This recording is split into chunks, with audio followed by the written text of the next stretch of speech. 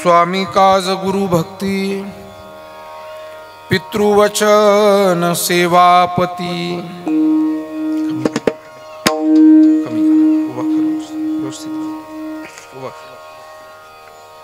हेची विष्णूची महापूजा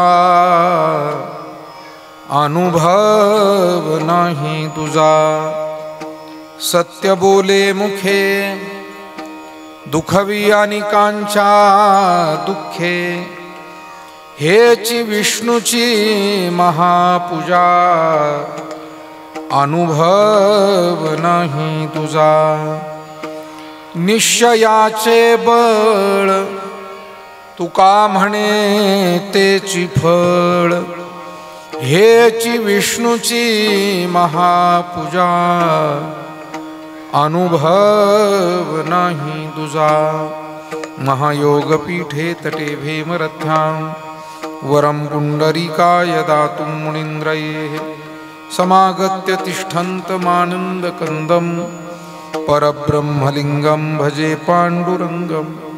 तपोज्ञान वैराग्य भक्ति स्वरूपं सदालंकृतं साधु संन्यासयोगं। मुखे यस्य वेदांत शास्त्रार्थ नीतिं नमो नारायण गिरिं ब्रह्मस्वरूपं। मस्तक हे पायावरी मस्तक हे पायावरी मस्तक हे पायावरी मस्तक हे पायावरी। या वार करी संतांच्या वार करी संतांच्या या वार करी संतांच्या या वार करी संतांच्या या वार करी संतांच्या या वार करी संतांच्या। मस्तक हे पायावरी या वार करी संतांच्या या वार करी संतांच्या या वार करी संतांच्या। मस्तक हे पायावरी या वार करी संतांच्या खुर्च्या इकडे घ्या या बाजूला घ्या।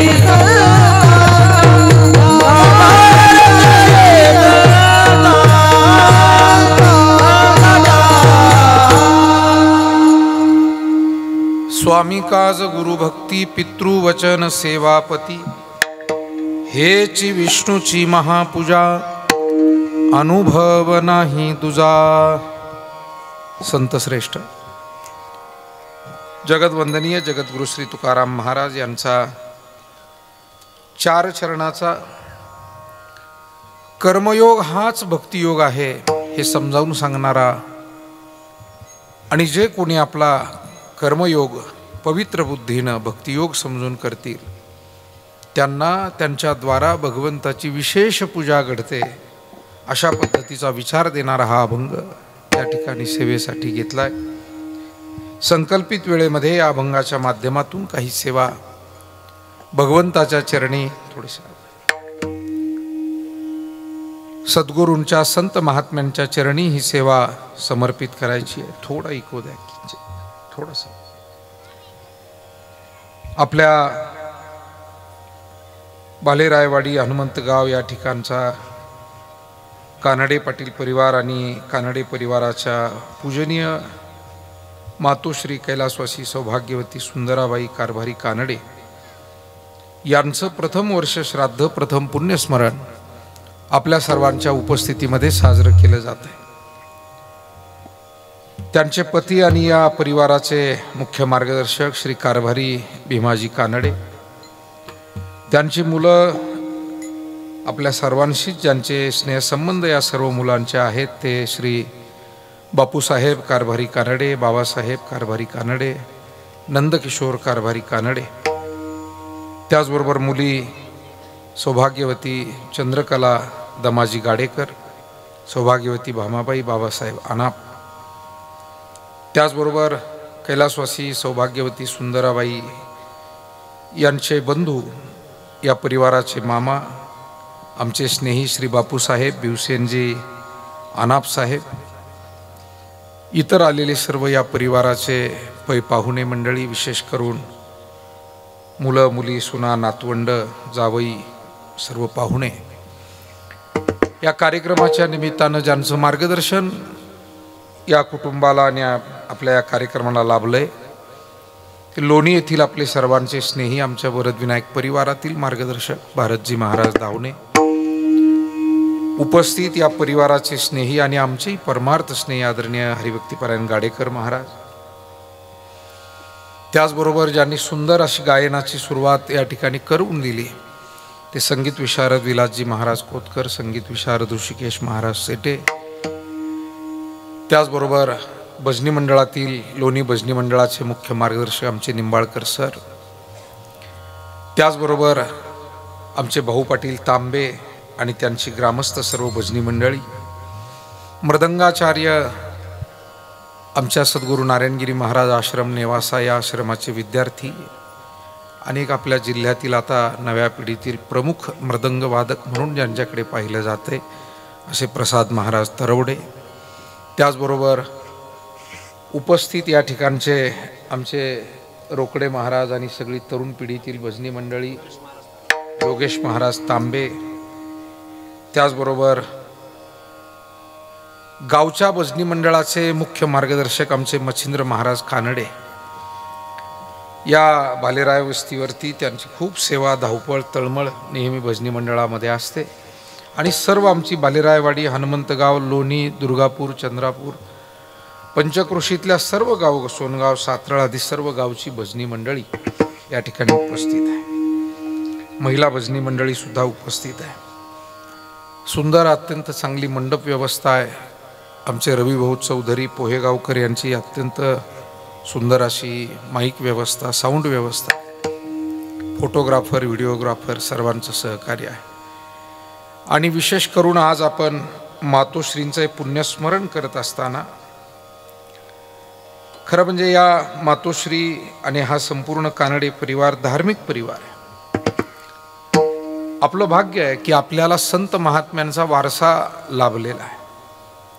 आपल्या जिल्ह्याचा विचार केला, महाराष्ट्राचा विचार केला तर महाराष्ट्राच्या भूमीमध्ये आणि आपल्या जिल्ह्यामध्येही अनेक थोर संत मंडळी होऊन गेली की ज्यांच्यामुळे आपल्या घराघरामध्ये आध्यात्मिक विचार संस्कार पोहोचलेले आहेत आणि ते वाडवडिलांनी आपल्या जपलेले आहेत. माऊली ज्ञानोबारायांपासून नामदेवराय, संत गोरोबा काका, श्री संत सावता महाराज, सेना महाराज, नरहरी महाराज, चोखामेळा, या सर्व संत महात्म्यांचा जर आपण विचार केला, नाथ महाराज पुढे जगद्गुरु तुकोबारायण, निळोबारायांपर्यंत या सर्व संतांनी आम्हाला जीवन जगण्याचं तत्वज्ञान समजावून सांगितलं. धर्मग्रंथातील अत्यंत समाज उपयुक्त असे सारांश त्यांनी आम्हाला काढून दिले. संत एकांती बैसले, सर्व सिद्धांत शोधिले, ज्ञानदृष्टी अवलोकिले, सार काढिले निवडोनी. जसं दुधाचं विरजन घातलं त्याचं दही होत असतं आणि दह्याचं मंथन केलं की त्यातून लोणी तूप आपल्याला मिळत असतं. म्हणजे सार शोधायचं असेल दुधातलं तर मंथन करावं लागतं आणि अध्यात्मातलं सार शोधायचं असेल तर चिंतन करावं लागतं. एरवी मनुष्य हा बुद्धिप्रधान प्राणी आहे, तसा तो प्राणीच आहे. बाकीचेही सगळे जसे पशु पक्षी प्राणी त्यातच एक मनुष्य आहे. पण मनुष्याचं श्रेष्ठत्व दोन गोष्टी नाही, त्याचं शरीर इतरांपेक्षा सोयीस्कर आहे मनुष्याचं. गुरुवर्य नारायणगिरीजी महाराज म्हणायचे बाकीच्या सगळ्या पशुपक्ष्यांची शरीरं गैरसोयीची आहे. शब्द सोपा होता पण त्याचा विचार करण्यासारखा शब्द आहे. बाकीचे शरीर जी आहे, काहींना अनेक पाय आहेत, काहींना पायच नाही आहे, काही आकाशात उडणारे आहे. परंतु मानवाला सुंदर शरीर मिळालं. दुसरी गोष्ट, मानवाला बुद्धी मिळाली जी इतर प्राण्यांपेक्षा कैक पटीनं अधिक आहे. इतर प्राणी बुद्धिमान नाहीत का? तो होय, त्यांच्याही बुद्धिमत्तेचा परिचय आपल्याला ते वेगवेगळ्या पद्धतीनं देत असतात. जनावरं सुद्धा आपलं घर, आपलं खळं वाडगं शेत त्यांना कळतं. पूर्वीची बैल शेती होती आणि जर गाडी मालक गप्पा मारण्यात गुंग असला तरी बरोबर बैल त्या शेतात घेऊन जायचे किंवा शेतातून परत त्याच घरी घेऊन यायचे. झोप लागली तरी. हल्ली ट्रॅक्टरवाला चुकू शकतो, बैल चुकत नव्हते. विठाला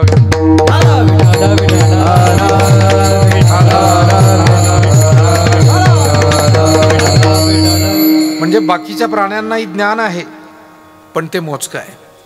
भूक लागलेली कळते, तहान लागलेली कळते, आपलं नेहमीचं ठिकाण कळतं. पण त्यापेक्षा हे ब्रह्मांड म्हणजे काय, ईश्वर म्हणजे काय, जन्म का असतो, मृत्यू झाल्यानंतर काय होतं, असा जो सतत विचार या जगामध्ये महापुरुषांनी केला, शास्त्रज्ञ, तत्वज्ञ, आत्मज्ञ लोकांनी केला, तो विचार प्राण्यांना करता येत नाही. आणि म्हणून एची देही घडे देवाचे भजन, आणि काय ज्ञान नाही कोठे, आणि काय ज्ञान नाही कोठे, आणि काय ज्ञान नाही कोठे, आणि काय ज्ञान नाही कोठे, याचा देही घडे देवाचे भजन, आणि कहे ज्ञान, आणि कहे ज्ञान नाही कोठे, याचा देही घडे देवाचे भजन,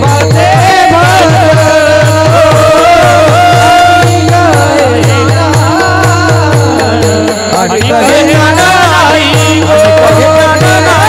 आणि कहे ज्ञान नाही कोठे. हेची देही घडे देवाचे भजन, आणि कहे ज्ञान नाही कोठे. मनुष्य प्राण्याला ईश्वर समजून घेता येतो, जीवन समजून घेता येतं, आणि जीवनाला कृतार्थ करता येतं. सेवा म्हणजे काय, सत्कर्म म्हणजे काय, पुण्य म्हणजे काय, या सर्व गोष्टी मनुष्यालाच जाणून घेता येतात. आणि म्हणून पशूंपेक्षा मनुष्याला देह मिळाला ही एक विशेष बाब. औट हात का मानव देह अल्लाने तुझ दिया, खाया पिया सुख से सोया नाग जमाना खोया. 3.5 हाताचा हा देह भगवंतानं दिला, पण आपण जर खाणं पिणं आणि एक दिवस जगता जगता मरणं एवढ्यासाठीच वापरला तर काही उपयोग नाही. शाळेत जाणाऱ्या विद्यार्थ्यांनी जसं फक्त दप्तराचं ओझं वाहू नये म्हणतात, शाळेतले शिक्षक विद्यार्थ्यांना कधी कळकळीने सांगत असतात की बाबा अभ्यास करा, चांगले गुण मिळवा, लक्षपूर्वक वाचन करा, लिखाण करा, श्रवण करा. कारण असं आहे की त्यांचं जाणं येणं जर सार्थकी लावायचं असेल तर त्यांच्या ज्ञानात भर पडली पाहिजे विद्यार्थ्यांच्या.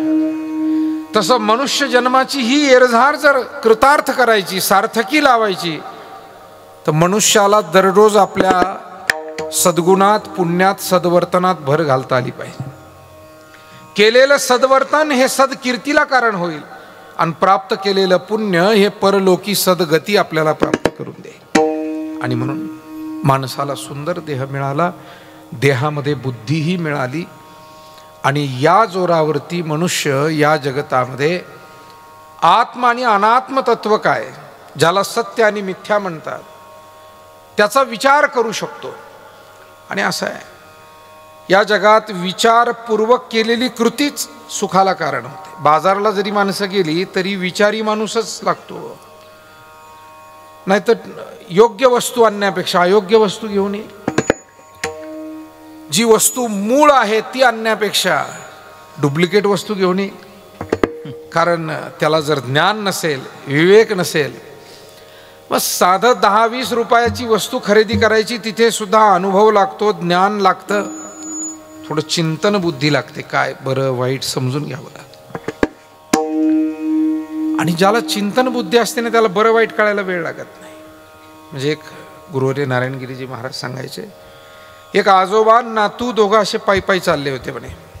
पूर्वीचा काळ, चालले शेतावर गावातून, पण आजोबाला फारसं दिसत नव्हतं, अंधक दिसायचं. नातवाला चांगलं दिसत होतं, दोघंही पायी चालले, आणि शेजारच्या शेतामध्ये पिकलेली शेंदडं वाळकं दिसली. खरीपाचा हंगाम, आणि त्यामध्ये वाळकं पिकलेली दिसली, शेंदडं पिकलेली दिसली. ती पाहिल्यानंतर त्यानं आपल्या आजोबाला सांगितलं, नातवानं, आजोबा इथे पिकलेली शेंदडं आहे म्हणे, रस्त्याहून दिसतात, वाळक आहे, शेंदडं आहे, आणू का? म्हातारा म्हणला, अरे बहुतेक ते कडू असतील म्हणे, नको आणू. मी का सांगतो बघा, बुद्धी कशाला म्हणतात, चिंतन कशाला म्हणतात. म्हातारा काय म्हणला, बहुतेक ते कडू असतील. पोरग म्हणला, आजोबा तुम्हाला अंधक दिसतंय आणि तरी म्हणता कडू आहे, तुम्हाला कसं काय कळलं. म्हातारा म्हणला, पहा मग तपासून पहा.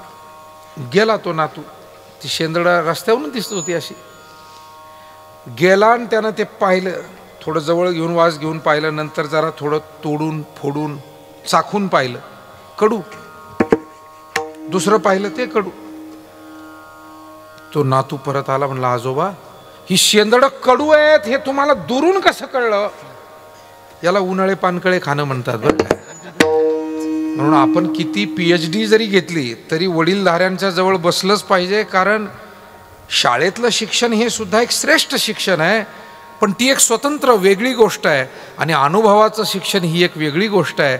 आपल्याला अनुभवाचं शिक्षण हे वडीलधाऱ्यांच्या विद्यापीठातूनच मिळेल, ते जगातल्या कोणत्या विद्यापीठातून मिळत नाही. कोणतं नाही, मराठवाडा नाही, शिवाजी विद्यापीठ नाही, सावित्रीबाई फुले विद्यापीठ नाही, पुणे नाही, कोणतंच नाही.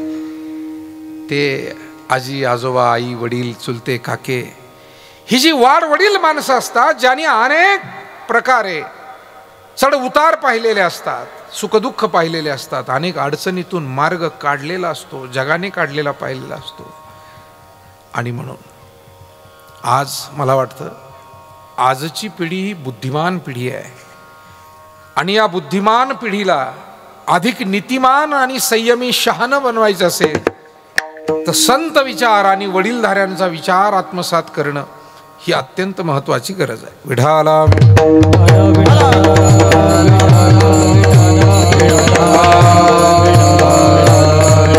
कुंडली कवरला हरी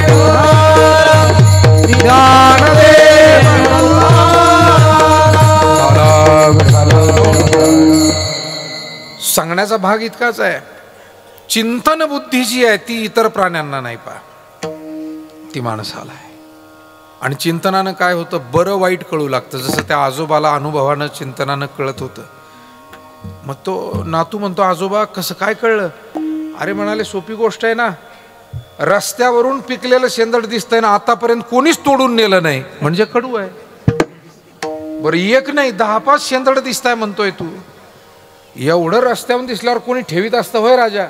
सोपं आहे ना म्हणे, ते कडू आहे हे कळायला. आणि म्हणून पडीचा माल हा कडू असू शकतो याचा अंदाज घेतला पाहिजे.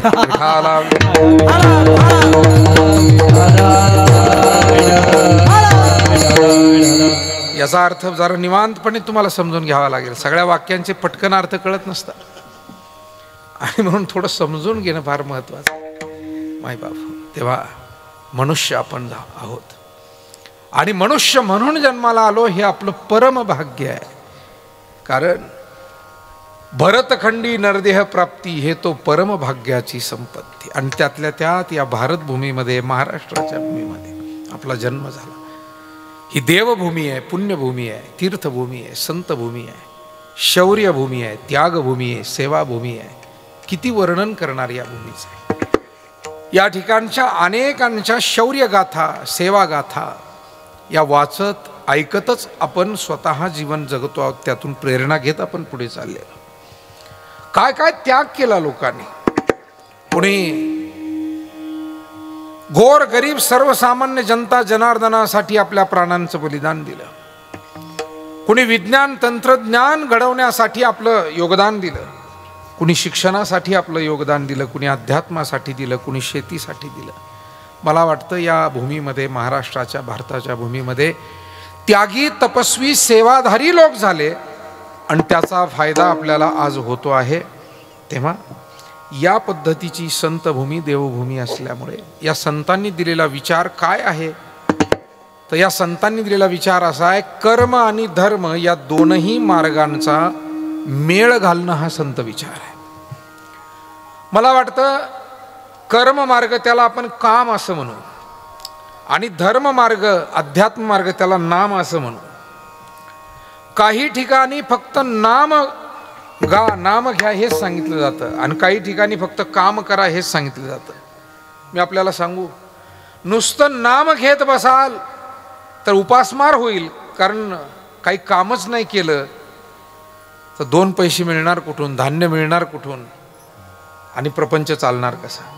म्हणून नुसतं नाम घ्या हेही सांगता येत नाही. नुसतं नाम घेतलं तर उपासमार होईल आणि नुसतं कामच करत राहाल तर उद्विग्नता येईल. नुसतं काम कराल म्हणजे जी माणसं कधी ग्रंथ वाचत नाही, जी माणसं कधी देवळात जात नाही, जी माणसं कधी पाहुण्या रावळ्यात बसत नाही, जी माणसं कधी कीर्तन श्रवण किंवा अध्यात्माच्या सेवेत येत नाही, ती माणसं उद्विग्न होत जातात, ताणतणाव वाढत जातो. आणि ती माणसं जीवनामध्ये चांगले निर्णय घेण्यापेक्षा, शुभ निर्णय घेण्यापेक्षा अशुभ निर्णय जास्त घेत असतात. त्याचं कारण त्यांना चिंतनाला जो अवकाश आहे तो सगळा अशुभ असतो. चिंतन शुभ होण्यासाठी आपल्याला शुभ ठिकाणी जाऊन बसावं लागेल ना, बरोबर आहे की नाही. शेवटी तुम्ही ज्या टावर खाली बसाल तिथलीच रेंज येणार आहे, बरोबर. अच्छा, नव्या भाषेतली काही उदाहरणं दिली पाहिजे. आपण ज्या टावर खाली आहोत तिथली रेंज येणार, दुसरीकडची रेंज येणार नाही. मग जर चुकीच्या कोंडावळ्यामध्ये आपण रोज उठत बसत असलो तर तेच विचार संस्कार आपल्यामध्ये हळूहळू शिरतील. चांगले विचार, कुणी चांगले शेतकरी आहे, कुणी चांगले व्यापारी आहे, कुणी चांगले शिक्षण घेणारे आहे, कुणी चांगले आध्यात्मिक आहे. मला वाटतं चांगलं काम जे जे करतायत, प्रपंचात असो की परमार्थात, समाजकारणात, त्या सहवासात आपण गेलं पाहिजे. ज्याचा स्वतःचा प्रपंच लयाला गेला त्याच्या शेजारी जर दररोज जाऊन 1 तास तुम्ही बसाल, समजायचे तुमचे बुडत्याचे दिवस, बुडत्याचे पाय आता डोहाकडे चाललेले आहे आणि वाईट दिवस जवळ आलेले आहे. कारण जो बुडालाय त्याच्या बुडाला बुड देऊन तुम्ही बसता. विठाला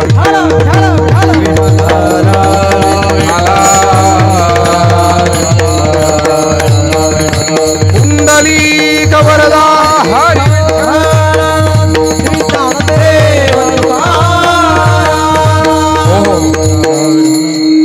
मला वाटतं आपल्याला गरिबीची दया आली पाहिजे, आपल्याला अडचणीतल्या माणसाची दया आली पाहिजे, पण अडचणीतल्या माणसाचा आदर्श आपण नाही घेतला पाहिजे. थोडीशी समजून घेण्याची गोष्ट आहे. अडचणीतला माणूस एकतर त्याच्या प्रारब्ध कर्मानं म्हणा किंवा स्वभाव धर्मानं म्हणा तो अडचणीत आलेला असतो. प्रत्येक वेळेला प्रारब्धच अडचणीत आणता असं काही नाही बरं. कधी कधी स्वभावही आडवे येतात. म्हणजे स्वभाव कसे आडवे येतात. एकाला मुलाला बाप म्हणाला जा शेठजीकडे जा, अडचण आहे आपल्याला पैसे उसने घेऊन ये. आता पोरानं सरळ जाऊन पैसे आणायला पाहिजे, पण स्वभाव, पोरगं गेलं शेठजीजवळ जाऊन बसलं. कोणाचा रे तू? आमक्याचा आहे. अरे बाबा, तुझ्या वडिलाचे माझे चांगले संबंध आहे म्हणूनच पाठवलं शेठजी. माझे वडील म्हणले अडचण आहे, शेठजीकडून एक 5,000 रुपये घेऊन ये. हरकत नाही, बैस देतो, तुझ्या वडिलाचं माझं चांगलं आहे, मी तुला 5,000 देतो. बैस म्हणल्यावर यांनी उगाच बसावं ना. हा बसल्या बसल्या शेठजीला म्हणला, शेठजी तुमचं वजन किती असेल? आता या रिकाम्या चौकशा करायची का? शेठजी बिचारे जागेवर बसून बसून होते, त्याच्यामुळे थोडंफार वजन त्यांचं वाढलेलं होतं. पण यानं लहान तोंडी मोठा घास घ्यावा का? शेठजी तुमचं वजन किती आहे? शेठजी म्हणे असेल बाबा 100च्या आसपास काही असेल. बाबा इतकं वजन आहे म्हणे तुमचं, मेल्यावर तुम्हाला उचलायचं कसं म्हणे. मी का सांगतो, माणसं अडचणीत येतात म्हणजे प्रत्येक वेळेला प्रारब्धानीच येत नाही, स्वभाव करंटेही असतात. काही कपाळ करंटे आणि काही स्वभाव करंटे. विठाला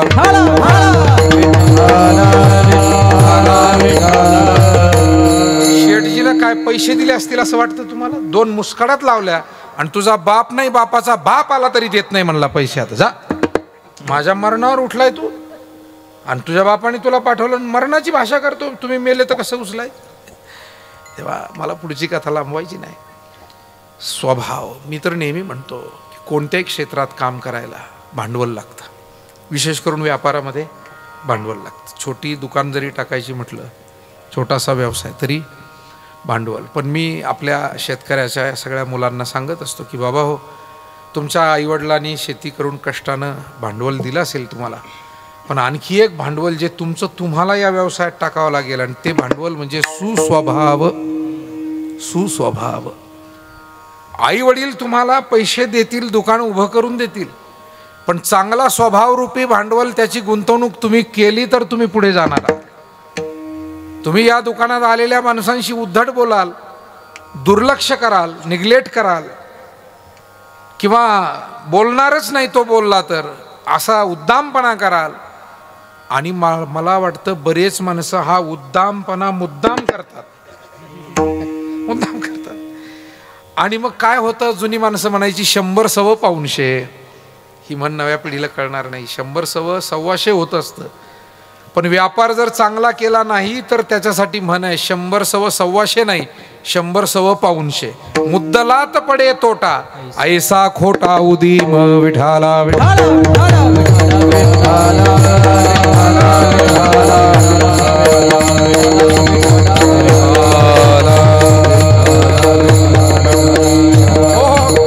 सांगण्याचं तात्पर्य असं आहे की आपल्याला या वारकरी संतांनी नुसतं नाम घ्या म्हणाले नाही. कारण नुसतं नाम घ्यावं तर पोटाची काळजी कशी करणार, आणि नुसतं काम करावं तर मनाला समाधान कुठून मिळणार. म्हणून वारकरी संप्रदायानं काय केलं, काम आणि नाम याची सांगड घातली. कामामध्ये काम, कामामध्ये काम, हे कामामध्ये काम, कामामध्ये काम. म्हणा राम राम, काही म्हणा राम राम, काही म्हणा राम राम, काही म्हणा राम राम. राहील भाव श्रम, राहील भाव श्रम, राहील भाव श्रम, राहील भाव सुख होय दुःखाचे, सुख होय दुःखाचे, सुख होय दुःखाचे.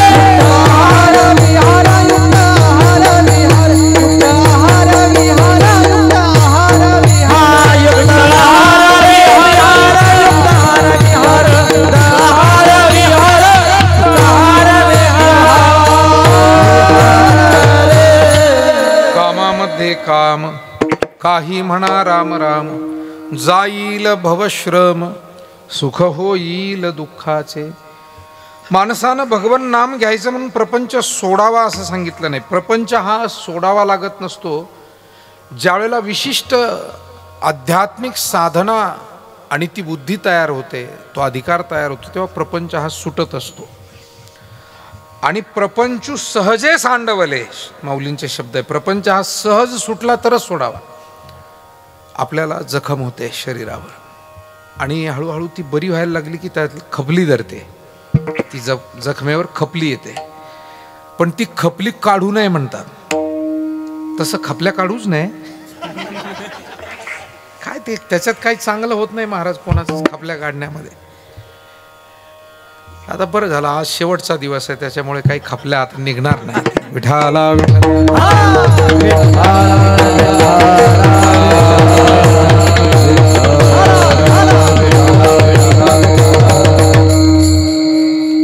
खपली.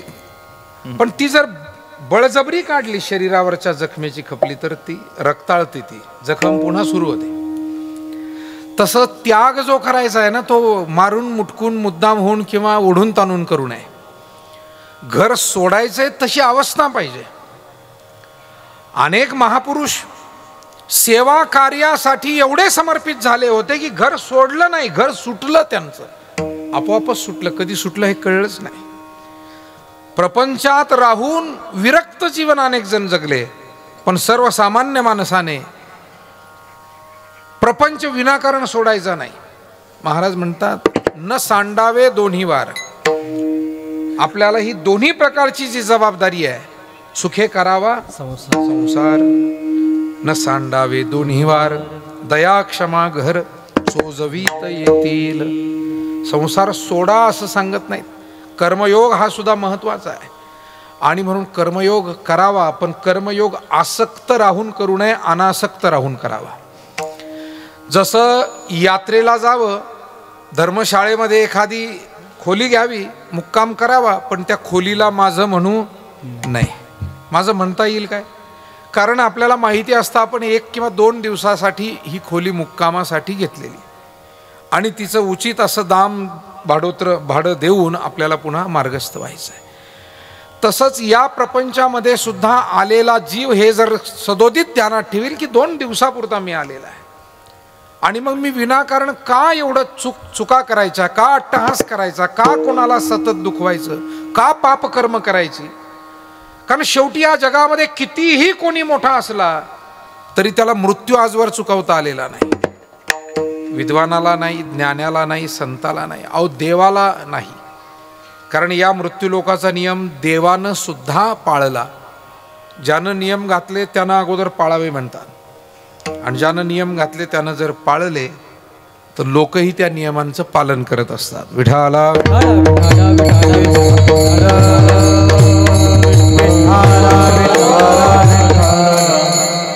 आपल्या लोणीला पूर्वी एक 15-16 वर्षापूर्वी सद्गुरू गंगागिरीजी महाराजांचा सप्ताह झाला. 15-16 वर्षापेक्षा जास्त काळ झाला असेल, 20-1 वर्ष होत आले असते, 18-20 वर्ष. सद्गुरू 22 वर्ष झाले, 22 वर्ष झाले. सद्गुरू नारायणगिरीजी महाराजांच्या आधिपत्याखाली सद्गुरू गंगागिरीजी महाराजांचा सप्ताह. मी नियम सांगतो, नियम कसे पाळायचे. आता सप्ताहामध्ये नियम असतो की कीर्तनाचा मंडप, धुनी महाराजांची कुटिया, त्या परिसरामध्ये चप्पल घालून जायचं, त्या जवळच्या परिसरात चप्पल घालून जायचं नाही.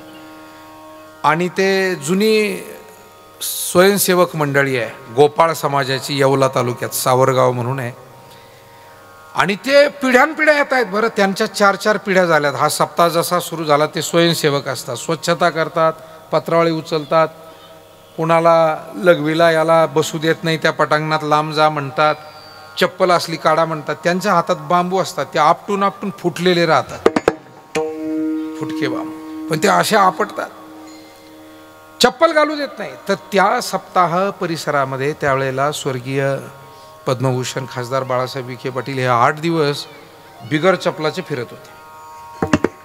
आदरणीय आमदार साहेब सुद्धा आम्ही पाहिलं जवळ. मी का म्हटलो, नियम जे घातले ते मोठ्या माणसाने आपल्यापासून त्याचं पालन सुरू करावं लागतं, तर बाकीचे पाळत असतात. आपणच जर नियम नाही पाळले तर बाकीचे, म्हणून नैतिकता म्हणतो ना आपण कोणत्याही विषयाची, ती आपल्याकडे असली. आध्यात्मिक क्षेत्रामध्ये तर संतांनी नैतिकता फार जोपासली. म्हणजे ज्या वेळेला समाजाला ते म्हणतात की तुम्ही भक्ती करा, त्यावेळेला संत महात्मे स्वतः सदोदित त्या भक्तीमध्ये, सेवेमध्ये रममान आहेत. एकदा पैठणच्या नाथ महाराजांकडे एक बाई आपल्या लहान मुलाला घेऊन आल्या आणि म्हणाल्या, बाबा हे मूल फार गुळ खातं, पोटात जंत होतात, उष्णता होते, अंगावर बेंड होतात, या पोराला जरा समजून सांगा, डोक्यावर हात फिरवा आणि त्याला जरा सांगा गुळ खाऊ नको. नाथ महाराज म्हणाले, बाई तुम्ही पुढच्या एकादशीला या, पुढच्या महिन्याला मी त्यावेळेला सांगेल. कारण महाराजांना कथा कीर्तन किंवा बाहेर गावाहून आलं तर गुळ खाण्याची त्यांना सवय होती. त्यांना वाटलं मी स्वतः गुळ खातो आणि या लेकराला कसं सांगू. म्हणजे माणसंही अशी नैतिकतेची होती मायबाप, मला तो सांगण्याचा अधिकार नाही. आणि मग स्वतः महिनाभर त्यांनी गुळ वर्ज केला आणि मग त्या लेकराला सांगितलं, बाबा गुळ खाणं हे आरोग्यासाठी, अति गुळ खाणं हे घातक आहे, याला नैतिक जबाबदारी म्हणतात. विठाला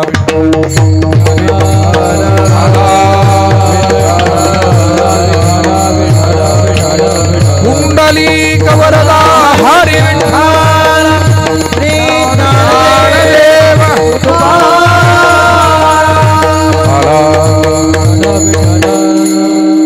काम आणि नाम याची सांगड घालायला सांगितली. प्रपंचामध्ये राहून परमार्थ करा हा संदेश दिला. पण महाराज प्रपंचात राहून परमार्थ घडेल का? हो घडतो, फक्त त्यासाठी अनासक्त राहावं लागतं. प्रपंचात राहावं, पण कसं? आलिप्त कमळ जळी जैसे सत्यवादी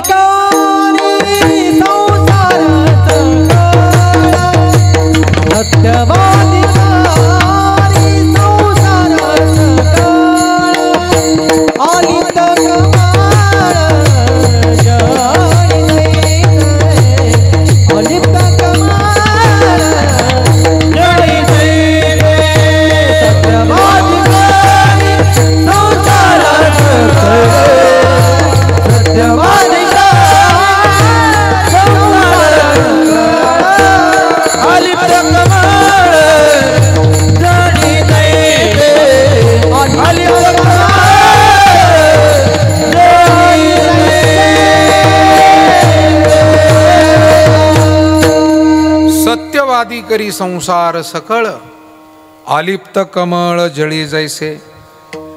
कमळ हे पाण्यामध्ये उगवतं, चिखलातून पाण्याच्या असं वर येतं.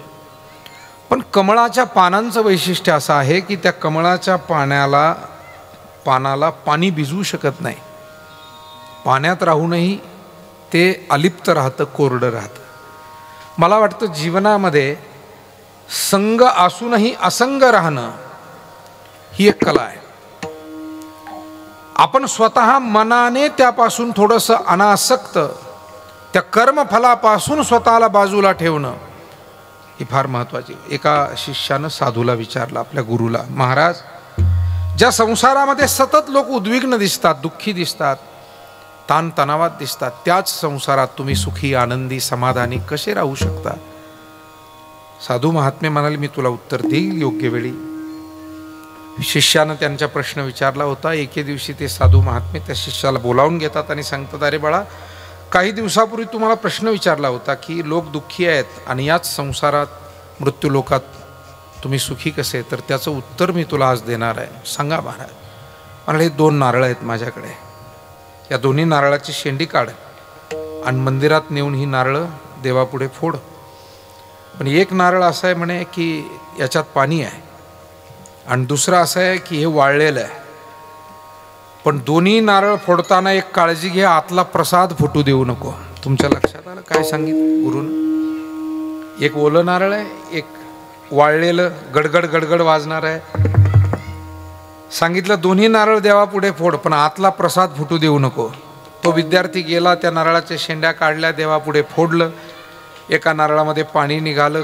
प्रसाद फुटू द्यायचा नव्हता, पण तो फुटला. त्याचं कारण तो करवटीला चिकटलेला होता. दुसरं नारळ त्यानं फोडल्याबरोबर ती करवटी बाजूला झाली आणि आत खोबरं झालेलं होतं, वाळलेलं नारळ होतं.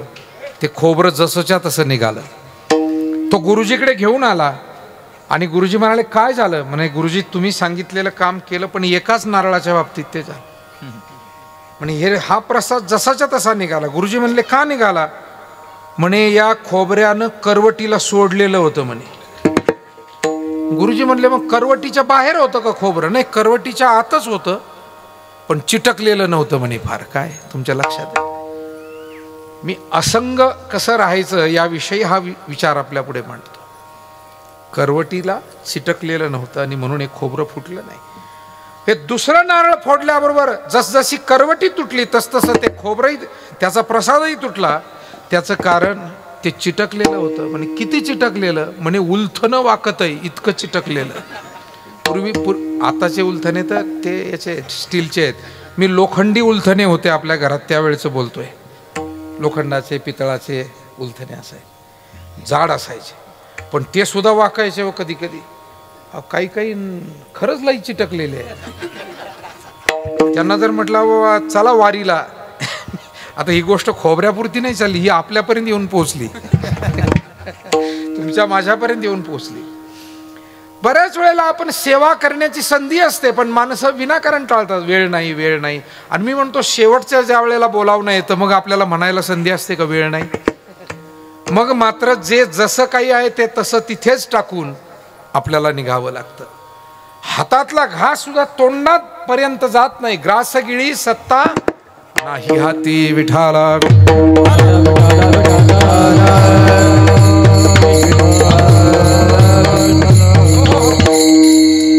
आणि म्हणून जीवनामध्ये समतोल जीवन जगण्याचा प्रयत्न जर केला तर मनुष्य हा आनंदी राहू शकतो.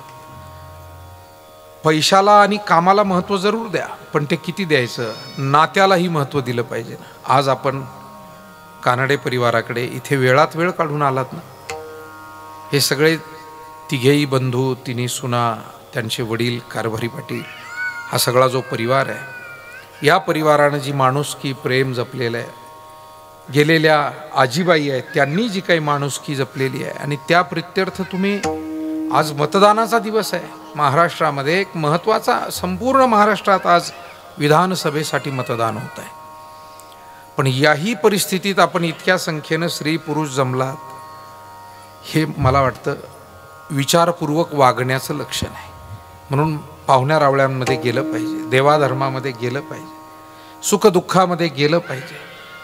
जीवन हे फक्त पैसा अडका आणि कपड्या लत्त्यांनी परिपूर्ण होत नाहीत. जीवनामध्ये भावभावना जपाव्या लागतात. एक बहिरंग जीवन आहे आणि एक अंतरंग जीवन आहे. या हृदयातल्या ज्या भावना आहेत त्या जर जपल्या गेल्या नाही तर मला वाटतं जीवन हे खऱ्या अर्थानं सुखी होत नाही. आणि म्हणून आपल्याला मानवी जीवनामध्ये काम आणि नाम याची सांगड घालायची. आणि ती कशी घालायची?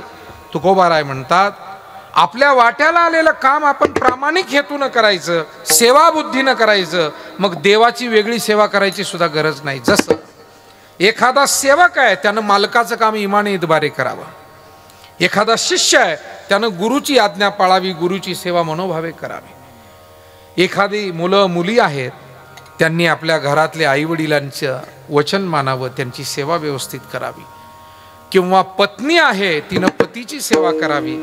अशी काही उदाहरणं महाराजांनी अभंगाच्या प्रथम चरणामध्ये. स्वामी काल गुरु भक्ती, स्वामी काल गुरु भक्ती, स्वामी काल गुरु भक्ती, स्वामी काल गुरु भक्ती, स्वामी काल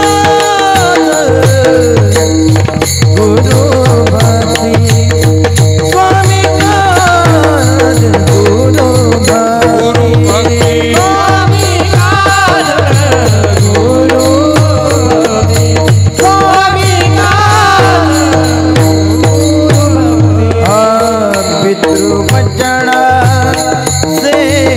सेवापते, पितृवचन सेवापती तेची विष्णू जी महापूजा, तेची विष्णू जी महापूजा, पितृवचन सेवापती, पितृवचन सेवापती हे जी विष्णू जी महापूजा, तेची विष्णू महापूजा, स्वामी काल गुरु भक्ती, पितृवचन सेवापती, हे पितृवचन सेवापती, स्वामी काल गुरु भक्ती, पितृवचन सेवापती, हे पितृवचन सेवापती, सेवापती,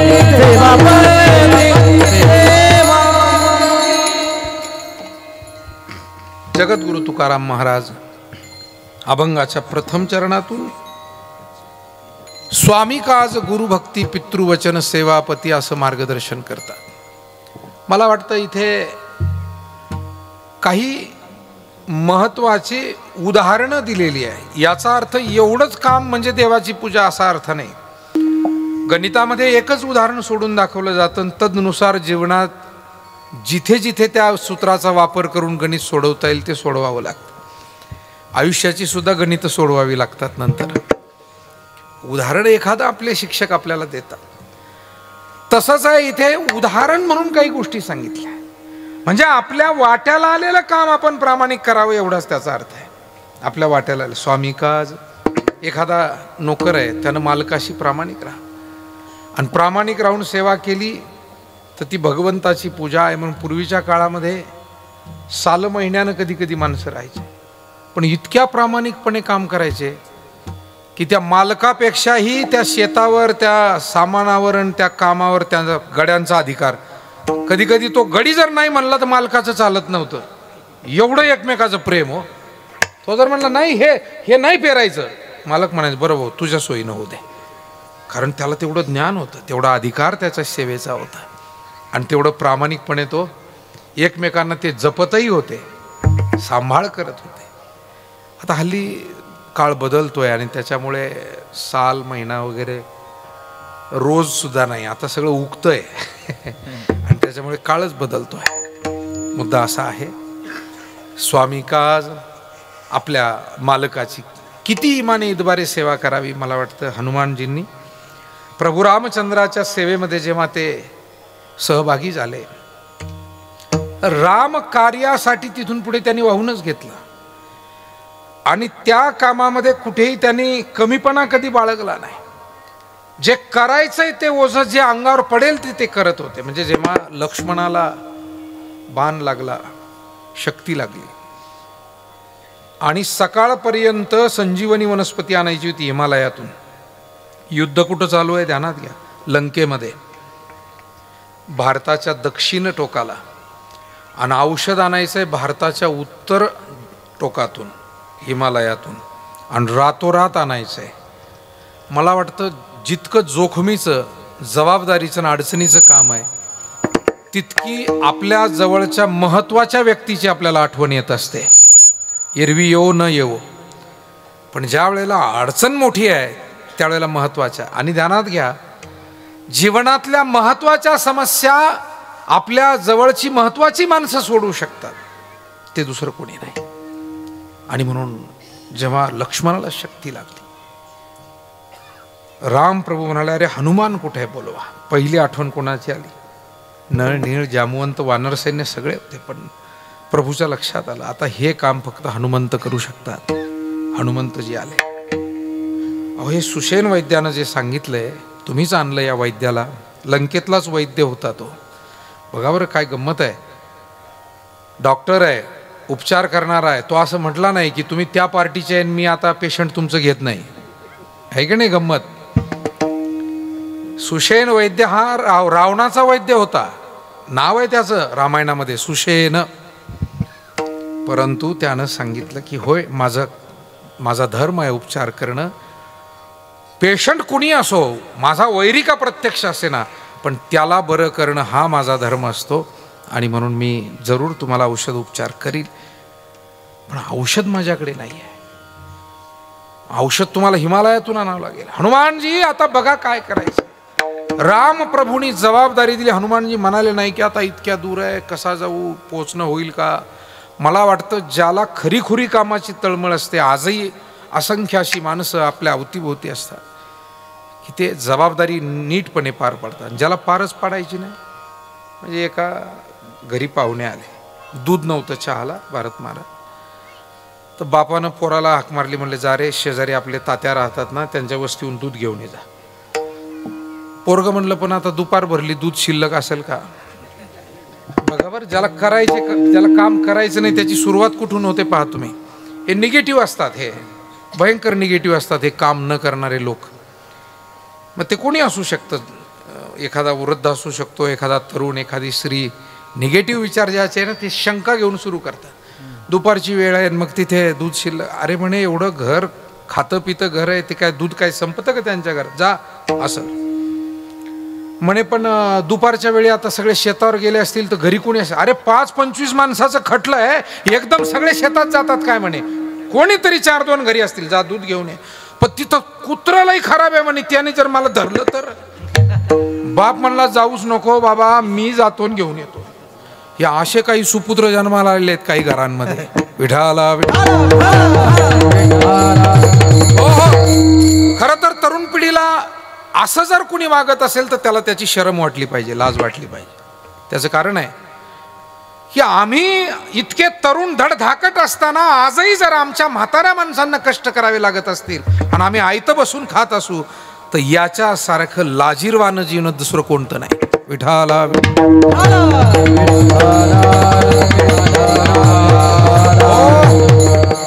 तरुण हा जबाबदारी घेणारा पाहिजे, तरुण हा कर्तबगार पाहिजे. आपापल्या परीनं. प्रत्येक कलेक्टरच होईल प्रत्येक जण असं नाही, छोटंसं का काम करीना, पण त्यानं ते नित्यानं केलं पाहिजे, नियमानं केलं पाहिजे, कष्टानं केलं पाहिजे. त्याला यश मिळतं, त्याला फळ मिळतं आणि एक दिवस लक्ष्मी प्रसन्न होते.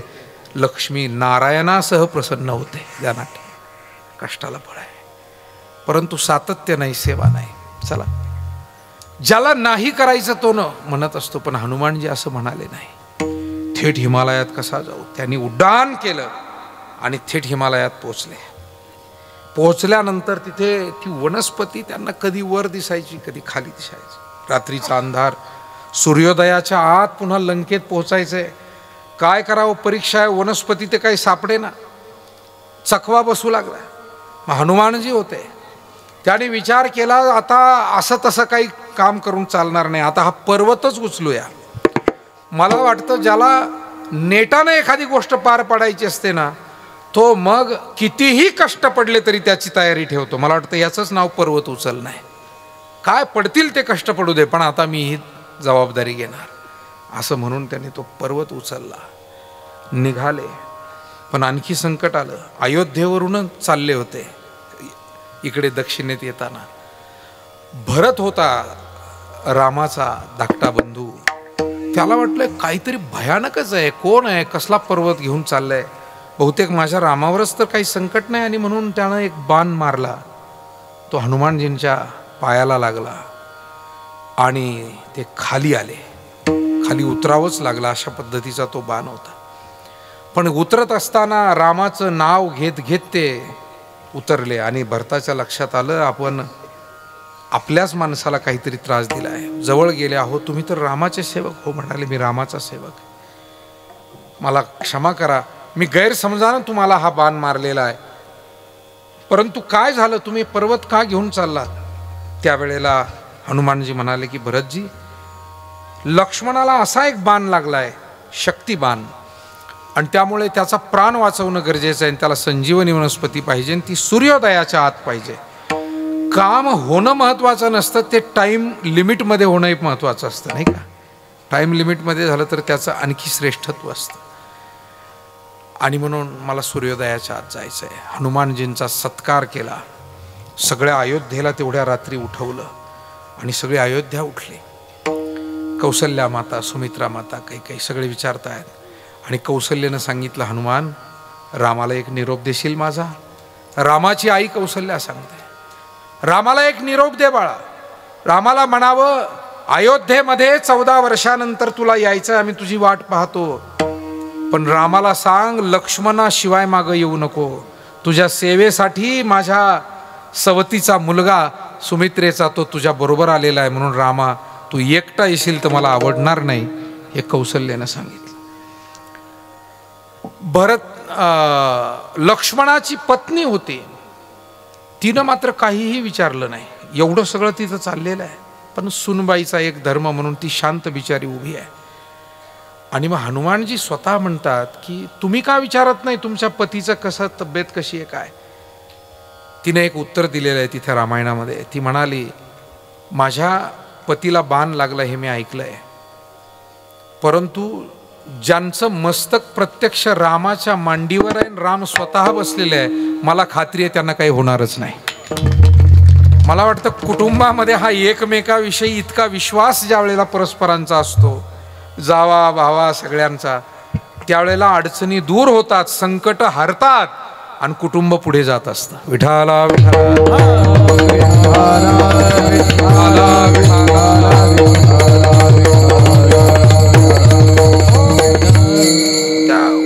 उर्मिलेनं दिलेलं उत्तर ऐकून हनुमानजी चकित झाले की हे माते, काय तुझा हा विचार आहे, काय तुझा हा श्रेष्ठ विचार आहे. म्हणून हे कथा कीर्तन जी ऐकायची ना, त्यातून प्रत्येक नातेसंबंधासाठी मार्गदर्शन आहे, जीवनातल्या प्रत्येक निर्णयासाठीचं मार्गदर्शन त्यामध्ये लपलेलं आहे. आणि म्हणून स्वामी काज, सेवकानं स्वामीची सेवा कशी करावी हे हनुमानजींकडून शिकावं. गुरु भक्ती, शिष्यानं गुरुची सेवा कशी करावी. अनेक शिष्य, अनेक गुरु झाले, परंतु अरुणी नावाचा शिष्य ज्यानं गुरुसाठी समर्पण केलं. मला गोष्ट सांगायला आता वेळ राहिलेला नाही, 12 वाजत आले. मी फक्त ठळक मुद्दे सांगून 2-5 मिनिटामध्ये आटोपत घेतो. पितृवचन, आईवडिलांचं वचन कसं पालन करावं, मला असं वाटतं यासाठी आपल्याला कित्येक उदाहरण आहे. आणि विशेष करून प्रभू रामचंद्रांचं उदाहरण आहे की वडिलांनी शब्द दिला होता, पूर्वी वरदान दिलं होतं, आणि आईनं ते वरदान ऐनवेळी मागितलं कैकईनं की माझ्या भरताला राज्यपद, रामाला वनवास. त्यावेळी राम कुठेही त्यामध्ये वादविवाद न करता, वडील बोलले असतील आणि मग मला काय करायचंय आणि माझा तर आता उद्या राज्याभिषेक आहे असं काही न म्हणता, शेवटी आपल्या घराण्याची इज्जत वाचवणं हे त्यांच्यासाठी महत्त्वाचं होतं.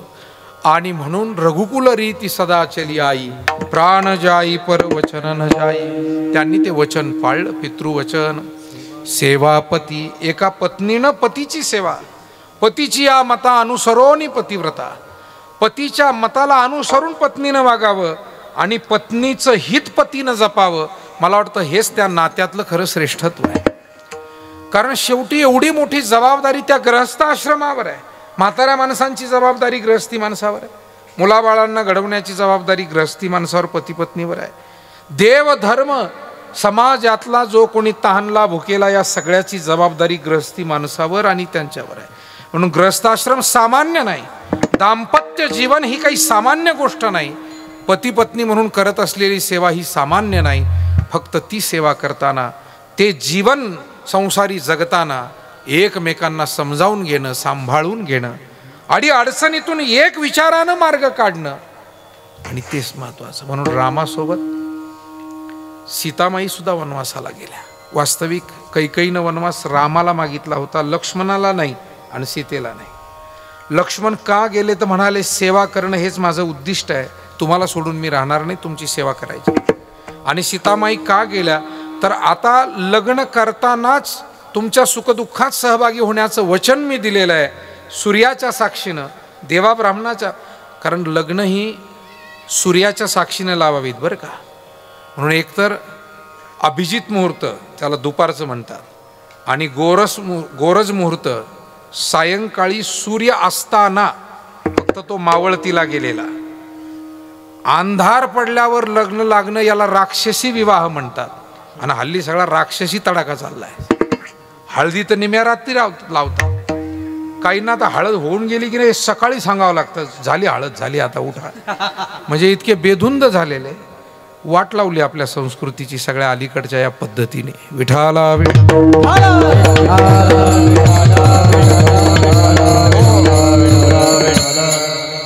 फार महत्वाचं आहे. अनाठाईचा होणारा खर्च आपण लग्नाकार्यातला वाचवला पाहिजे.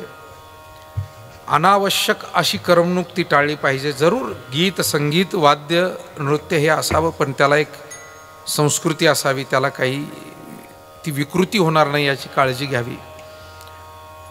आणि त्यातले जे मूळ शास्त्रोक्त जे धार्मिक विधी आहेत त्याला महत्त्व द्यावं. अजून काही परिवार, काही मंडळी जरूर त्या बाबतीत जागरूक असतात की मुहूर्तावर लग्न लावणं किंवा त्या विधीला महत्त्व देणं. सप्तपदी आदी जे पूजा आहे, काही ठिकाणी त्याला काही महत्त्वच नसतं. आता महत्त्व 2-3च गोष्टी नाही. महत्त्व फटाक्याला आहे, महत्त्व डीजेला आहे, महत्त्व फोटोला आहे. फोटोला तर इतकं महत्त्व आहे, अतिशय महत्त्वाचा मुद्दा आहे की तिथे म्हणजे एक एक पावलाचा फोटो घ्यायचा. आणि तिकडे मुहूर्त चुकला काय आणि उद्या संसारात तुमच्या काही दुःख आलं काय, ते प्री वेडिंग. माझी हात जोडून विनंती, ही आपली संस्कृती नाही. आणि आपण आपल्यापैकी बरेच जण त्या बाबतीत कटाक्षानं प्रयत्न करतात ते टाळण्याचा. सर्वांनी ते टाळावं अशी माझी इच्छा आहे. विठाला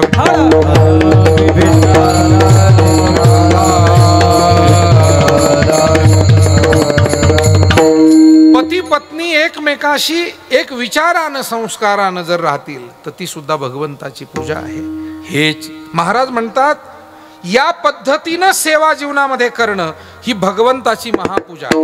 हे जी विष्णूची महापूजा, हे जी विष्णूची महापूजा, हे जी विष्णूची महापूजा, हे जी विष्णूची महापूजा, हे जी विष्णूची महापूजा, हे जी विष्णूची महापूजा, हे जी विष्णूची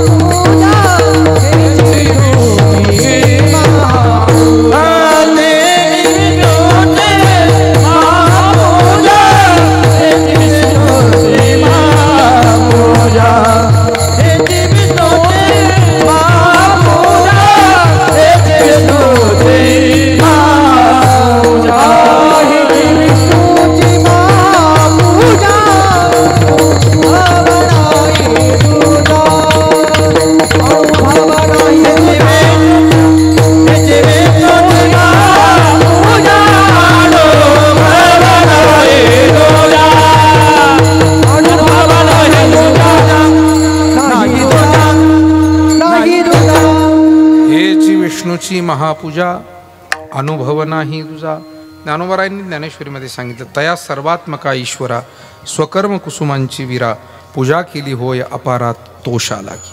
श्रीमद भगवद्गीतेमध्ये म्हटलं, स्वे स्वे कर्मण्य भेरतः संसिद्धीम लभते नराहा. आपापली कर्मरूपी ही फुलं भगवंताला अर्पण करणं ही खरी त्याची पूजा आहे. आणि म्हणून एखाद्या डॉक्टरनं त्याचं काम प्रामाणिक हेतून करणं ही भगवंताची पूजा. एखादा शिक्षक, एखादा अधिकारी, एखादा कर्मचारी, शेतकरी, व्यापारी, जो कोणी जे जे काम वाट्याला आलं ते प्रामाणिकपणे करतो ही भगवंताची पूजा आहे. किंबहुना भगवान परमात्म्याला पूजे समानच त्याचं ते काम वाटतं.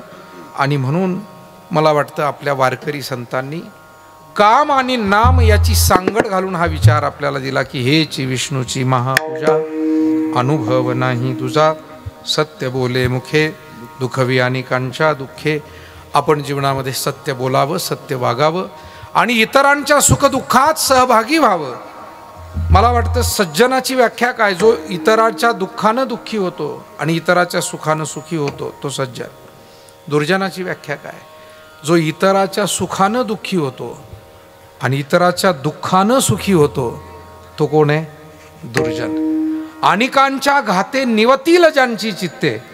दुर्जनाची व्याख्या अशी केली, इतरांच्या घातानं ज्याला आल्हाद होतो, बरं वाटतं, मला वाटतं तो दुर्जन आहे. आणि म्हणून सज्जनानं दुःखवी अनेकांच्या दुःखी आणि मनामध्ये हा सन्मार्गाचा सेवेचा निर्धार निश्चय ठेवावा. महाराज म्हणतात त्यातूनच फलप्राप्ती होते.